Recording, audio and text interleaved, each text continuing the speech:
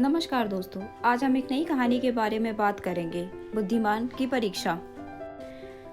बहुत समय पूर्व जब गुरुकुल शिक्षा की प्रणाली होती थी, तब हर बालक को अपने जीवन के 25 वर्ष गुरुकुल में बिताना पड़ता था। उस समय एक प्रचंड पंडित राधे गुप्त हुआ करते थे, जिनका गुरुकुल बहुत प्रसिद्ध था, जहाँ दूर दूर के राज्य के शिक्षा प्राप्त करने आया करते थे। बात उन दिनों की है जब राधे गुप्त की उम्र ढलने लगी थी और उसकी पत्नी का देहांत हो चुका था।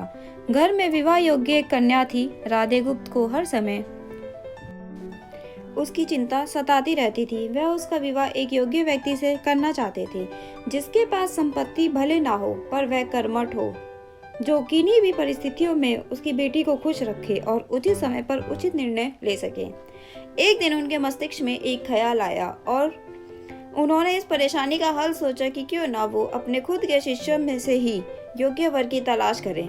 उनसे बेहतर उनकी बेटी के लिए और क्या हो सकता है। इस कार्य के लिए उन्होंने बुद्धिमान की परीक्षा लेने का निर्णय किया और सभी शिष्यों को एकत्र किया। राधे गुप्त ने सभी से कहा कि वे एक परीक्षा आयोजित करना चाहते हैं, जिसमें सभी की बुद्धिमानी का परिचय होगा। उन्होंने सभी से कहा कि उन्हें अपनी पुत्री के विवाह की चिंता है, जिसके लिए उनके पास पर्याप्त धन नहीं है। इसलिए वे चाहते हैं कि उनके शिष्य विवाह में लगने वाली सभी सामग्री कैसे भी एकत्र करें, भले उसके लिए उन्हें चोरी का रास्ता चुनना पड़े, लेकिन उन्हें चोरी करता कोई भी देख ना सके। इसी एक शर्त का पालन सभी को करना है। अगले दिन से सभी शिष्य कार्य में जुट गए। रोजाना कोई न कोई तरह तरह की वस्तुएं चुरा कर लाता और राधे गुप्त को दे देता। राधे गुप्त उन्हें एक विशेष स्थान पर रख देते, क्योंकि परीक्षा के बाद ये सभी वस्तुएं उनके मालिक को वापस करनी है, क्योंकि वे अपने शिष्यों को सही ज्ञान देना चाहते थे। सभी शिष्य अपने अपने दिमाग से कार्य कर रहे थे, लेकिन उनमें से एक चुपचाप गुरुकुल में बैठा हुआ था, जिसका नाम रामास्वामी था। वह राधे गुप्त का सबसे करीबी और होनहार छात्र था।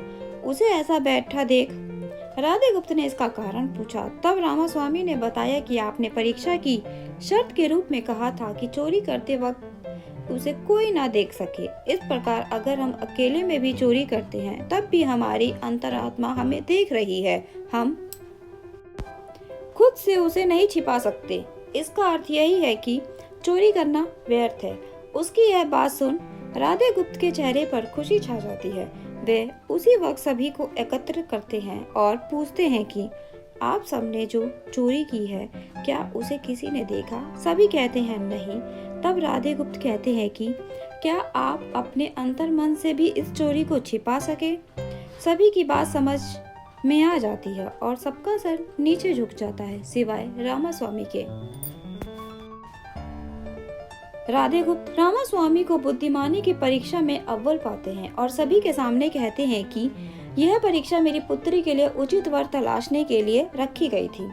इस प्रकार मैं रामास्वामी का विवाह अपनी पुत्री के साथ तय करता हूँ। सभी खुशी से झूम उठते हैं। साथ ही चुराई हुई हर वस्तु को उसके मालिक को सौंप विनम्रता से सभी से क्षमा मांगते हैं। इस कहानी से हमें यह शिक्षा मिलती है कि कोई भी कार्य अंतर्मन से छिपा नहीं रहता और अंतर्मन ही मनुष्य को सही राह दिखाता है। इसलिए मनुष्य को किसी भी कार्य के सही गलत के लिए अपने मन को टटोलना सबसे जरूरी होता है। धन्यवाद।